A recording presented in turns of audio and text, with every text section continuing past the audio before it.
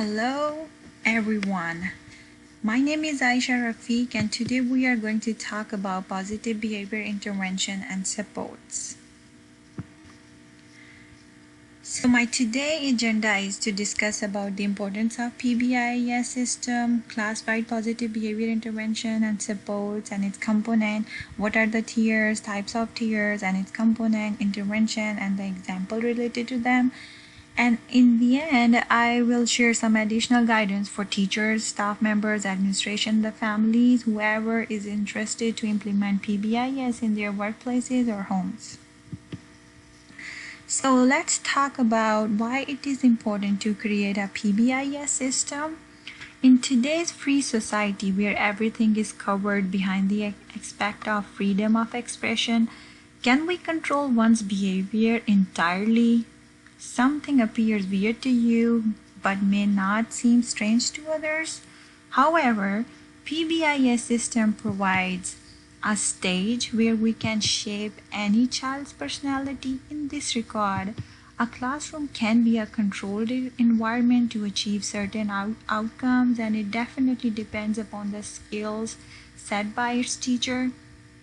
For example, a common disruptive behavior we notice while dealing with the children of different backgrounds are aggressive, bullying, anxiety, defensive, disorganized, disrespectful, impulsive, inappropriate language, lack of participation, and much more. So PBIS is a problem-solving approach and it provides prevention framework for organizing evidence-based practices within your school and classroom and also for individual students. So let's talk about class-wide positive behavior intervention and support. So class-wide positive behavior intervention and support is an effective, efficient classroom practice. My choice for class-wide PBS is due to the culture range in my classroom. In addition, PBIS practices and systems are such models that fit in all kind of culture. And we are going to discuss 4 components of it. First component, classroom procedure. So for the classroom procedure, like in current pandemic has changed the educational system. If you are teaching virtually or within the classroom, you must have a classroom procedure. If I provide my example, I work in a daycare and we have a classroom procedure. I check the temperature of each student in my classroom throughout the day because in the current pandemic, each student temperature checking has become mandatory. And in addition to that, we do some physical activity, group activities, solo activities. We integrate technology in our classroom like iPad, and we use application to learn alphabets, pictures matching. When you have free time, we let the students openly play. They can select their favorite activity and they can play. So the component 2 is a classroom rules. So our classroom is decorated with a lot of useful information like posters and the pictures, and one of the posters in my classroom gives a message like help each other. Another poster shows like take care of your toys, and in addition there is another poster that gives a message of magical words like please and thank you. Another poster says be kind to each other. So you make sure you have a classroom rules and your students are familiar with those classroom rules. So the component 3 in class-wide positive behavior intervention and support is reinforcements in the classroom. Positive reinforcement is very important for a productive classroom management. In my classroom, we have hand washing practice before and after each meal, and also after outdoor activity. In addition, we keep practicing of saying magical words like please, sorry, and thank you every time we see any problem in our classroom. And I also reward my student with the stickers and the round of applause, and I believe these little actions keep the classroom positive and with less problematic. So the component 4 we are going to talk about is the data collection. So I always suggest to have a student files in your classroom, and where you can collect the data and pile up in the student file. And I believe this is another source to see the students' growth, and the teacher would get an opportunity to modify their instructional method.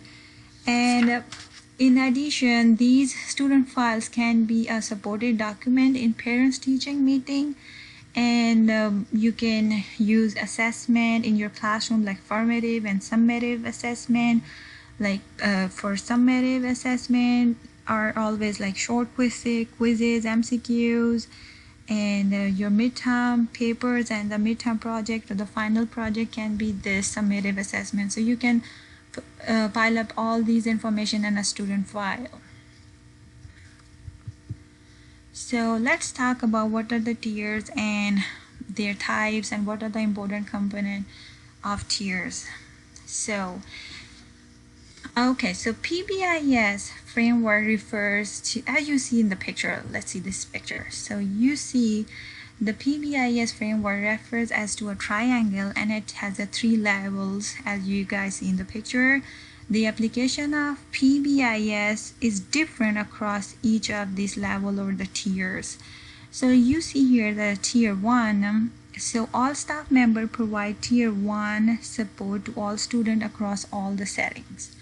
So here in tier 2, it is for the targeted small groups. So students who are required tier 2 support system are also known as at-risk students. And for this, school should identify a team who would review the existing students' data, identify appropriate intervention, and then plan for each intervention, and review data regularly, like weekly or monthly, and make decision about at-risk students' ongoing intervention. If student shows improvement, then he or she switch back to the tier 1 intervention. If not, then they are moved to a tier 3 support system. Okay. For tier 3 students, functional behavior assessment process is used and collect the data, and then individualized and positive support plan is developed for high-risk students. So I'll personally always thank you to tier 1, 2, and 3 intervention models, which give us enough tool to handle any situation in professional manners. They help us to improve the behavior of students, and you can achieve certain results, or you can improve any previous findings. So we are going to talk about tier 2 interventions. So here are 5 tier 2 interventions, like mentoring, behavior intervention, social skills, check-in, check-out, and point system.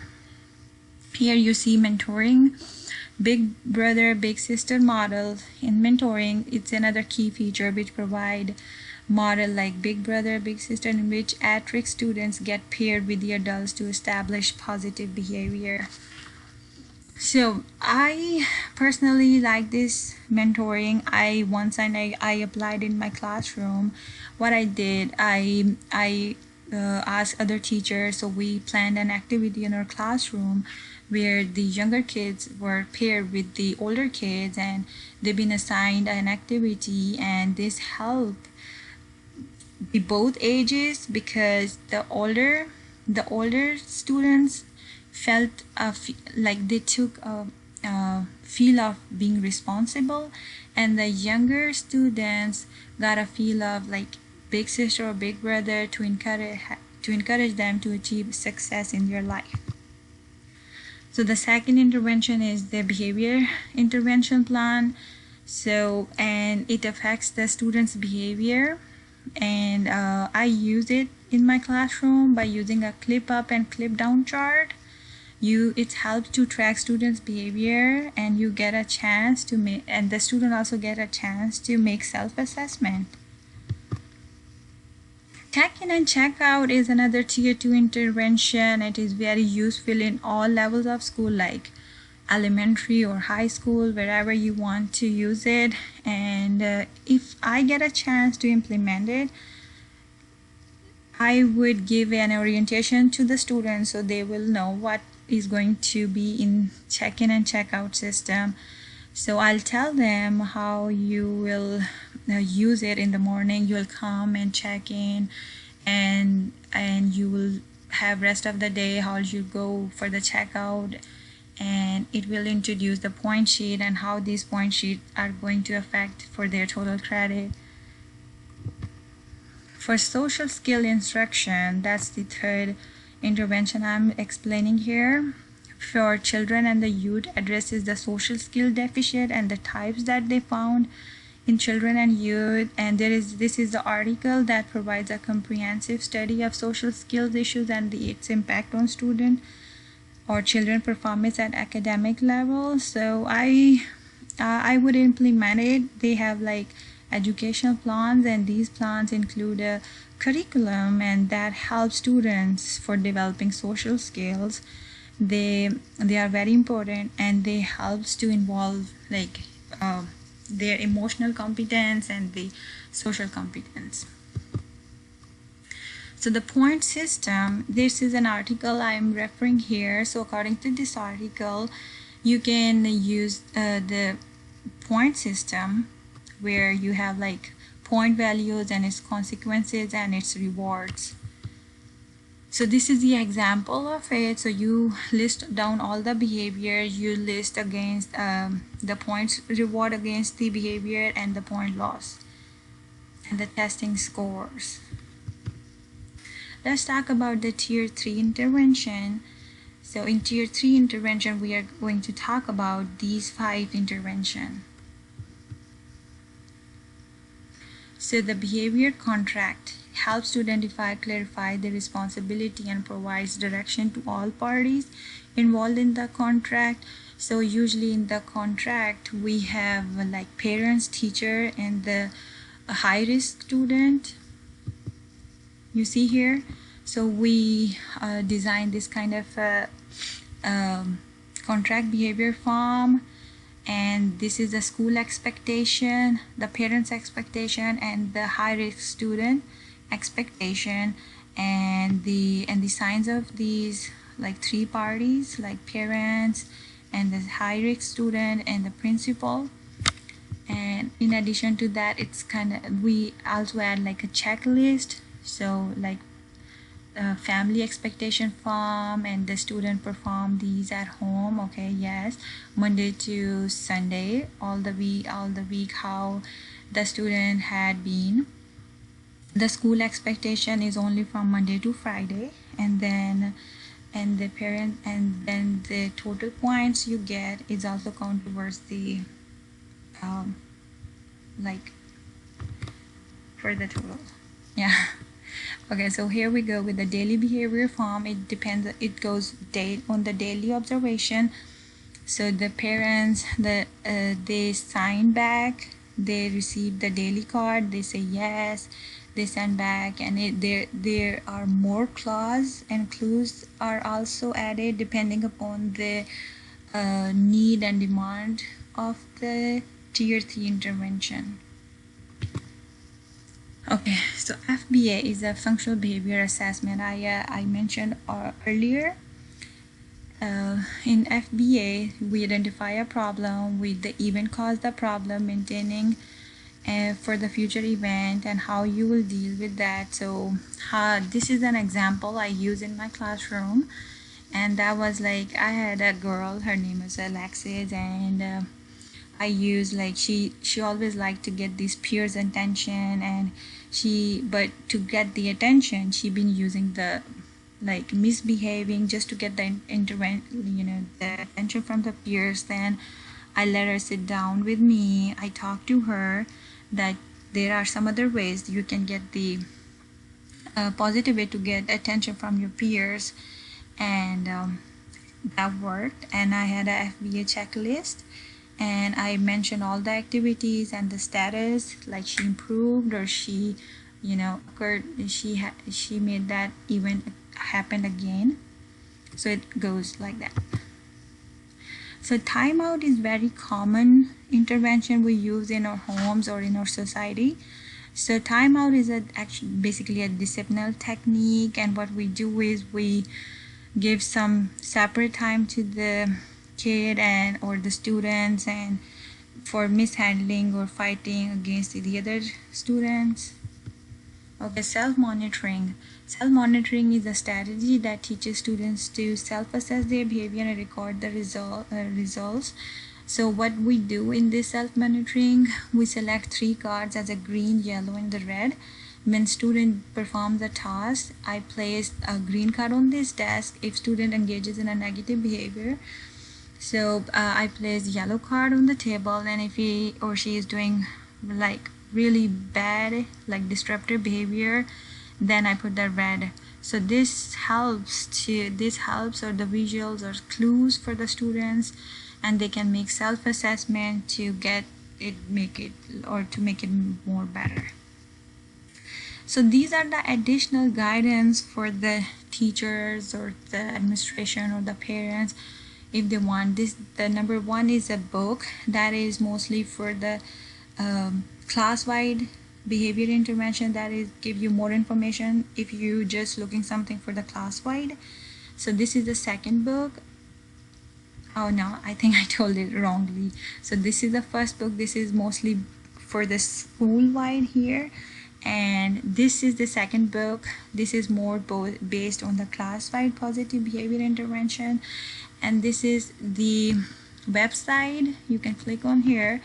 So this is the website we use for the, it has all the information about the positive behavior intervention and support. This is technically a official website where you will find all the materials, articles, and intervention, and this is an additional source for the tier 1, tier 2, tier 3 interventions. And they do have an outsource. They have like a PBIS World that has more additional like extra link for the positive behavior intervention. So you can use all of these links for your future reference, or you can modify in your current practices.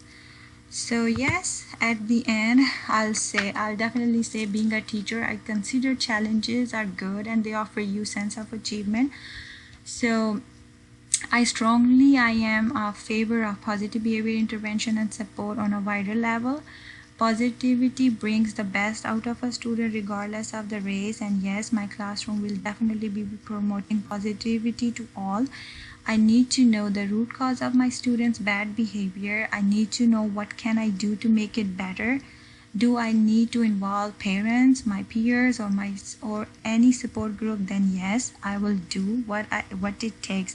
Society is a very important part of our individual self. My teaching methods will be comprehensive to promote students' self and social awareness. And thank you for being part of this assignment.